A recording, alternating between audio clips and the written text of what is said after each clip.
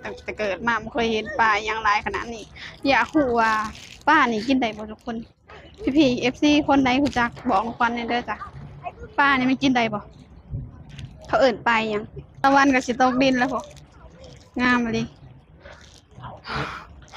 ผมส่งผมไปหมดเลย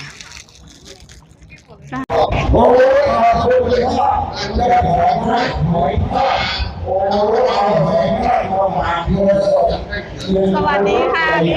FC ทั้งฝั่งไทยฝั่งลาวนะคะ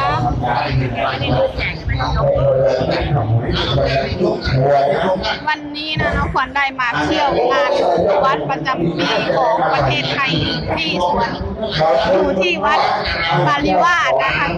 วัดที่ใหญ่และก็ดังที่สุดในประเทศไทยนะคะทุกคนเดี๋ยวน้องขวัญจะพาไปเดินรอบๆข้างในข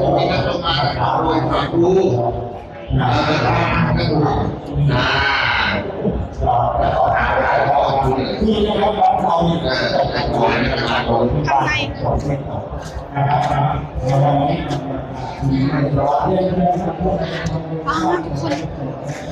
ข้างในคือสวยงาม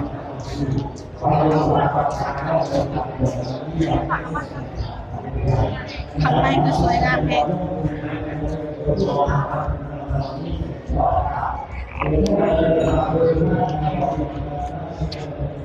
ไม่หลอดสวย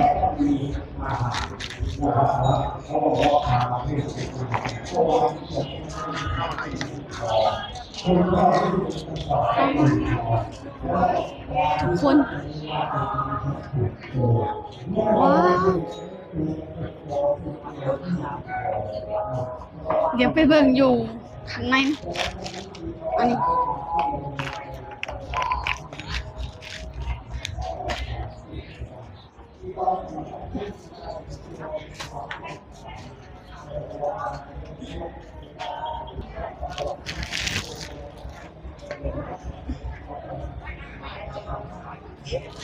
นี่น้องขวัญจะไปให้อาหารนกอาหารปลาทุกคนตะวันกำลังจะตกดินทุกคนบรรยากาศกำลังดีเลย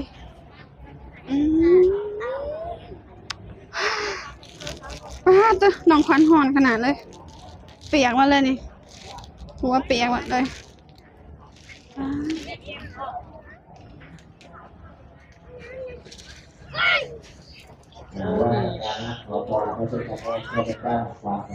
ทุกคน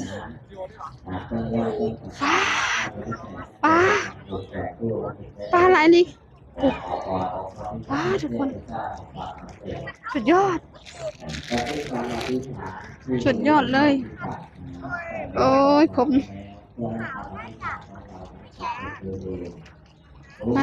แต่ปลาทุกคนเดี๋ยวน้องคนจะให้อาหารปลาค่ะ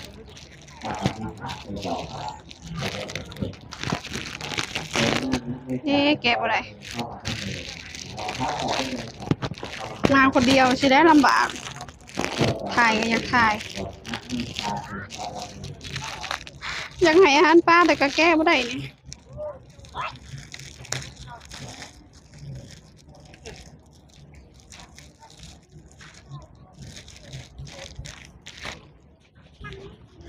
นี่เดี๋ยวจุ่มคนเสียหายคนเสียหายกันนี่เขาแย่งกันโอ้ทุกคนปลาตะผูกปลากระไรปลาทุกคนปลา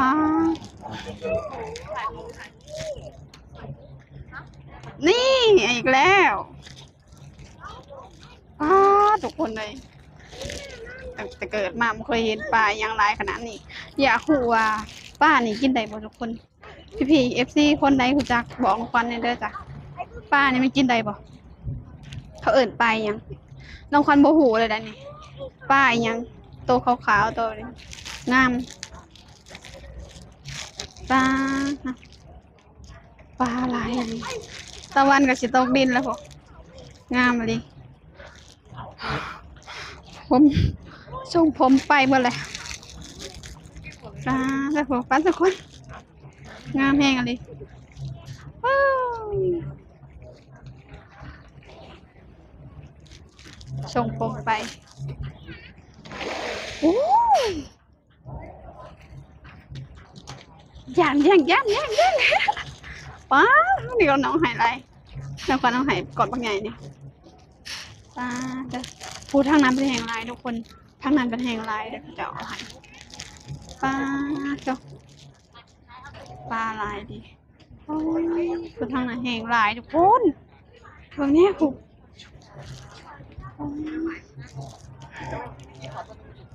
ลายดีให้ไหมให้อาหารปลาไหมครับ ไม่พูดอ้าวโอ้เขาแย่งกันโอ้โหทุนแป๊บเดียวหมดเลยแป๊บเดียวหมดกินเยอะเหลือก้อนสุดท้ายแล้วเหลือชิ้นสุดท้ายแล้วทุกคนปลาทุกปลาพี่ลูกว่าปลา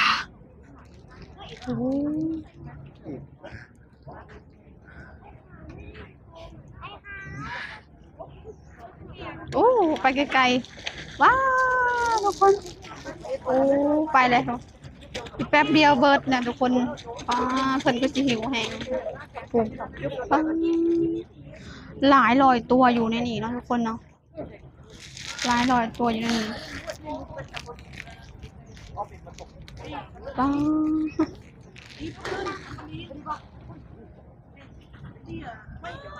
เบิ่งเขาจะมาให้อาหารปลาเขาจะมาให้อาหารปลาหลายอันนี้ก็คืออยู่ที่วัดบริวารนะทุกคนอันนี้อยู่ด้านหลังสิมีให้อาหารปลาเนาะทุกคน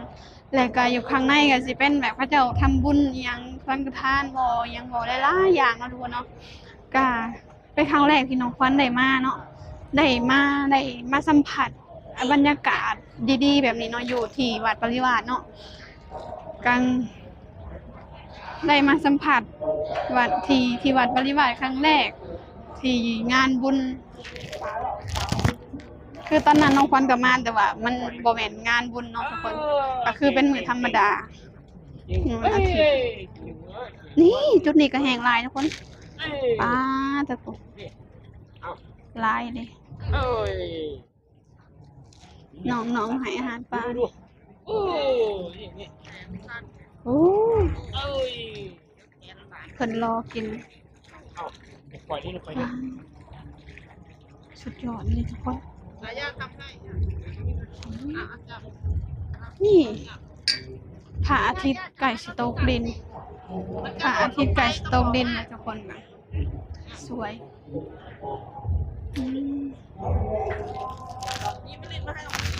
ผู้ใดเห็นอันนี้ก็อย่าว่าเพิ่นเด้อขอติดปลายาไว้ข้างในนี่ก็เต็มเลยทุกคนปลาสุดยอดนะเนี่ยนี่ปลาหลายดีทุกคนเนี่ยบรรยากาศดีนะทุกคนเราอะกลางตอนเย็นๆนะสิเนาะบรรยากาศมันจะดีบรรยากาศมันก็สิดีประมาณนี้เนาะเพราะว่าเป็นงานบุญนำแล้วเขาก็ได้มีโอกาสได้มาทำบุญเลยก็ได้มาแบบว่าถ่ายคลิปหรือเฮ็ดคอนเทนต์นำเนาะ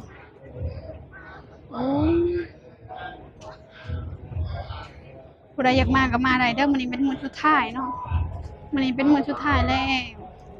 น้องควันมามื้อสุดท้ายโอเคนะคะทุกคนเดี๋ยวน้องขวัญจะจบคลิปไว้เพียงสำนี้ก่อนเด้อเดี๋ยวเจอกันใหม่คลิปหน้าจ้าขอกล่าวคำว่าสบายดีสวัสดีค่ะ